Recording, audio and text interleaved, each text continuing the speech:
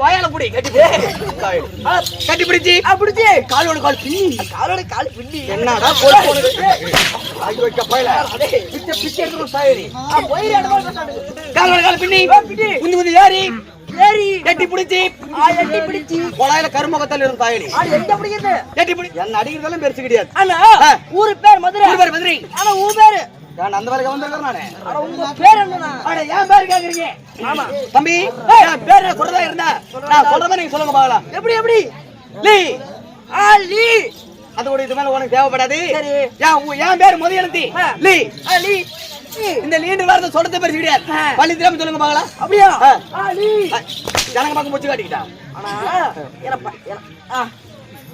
அப்ப என் பேர் உனக்கு நாத்த அடிக்குதா அர்த்தமா அடிக்குது ஆனா எனக்கு கோமலினா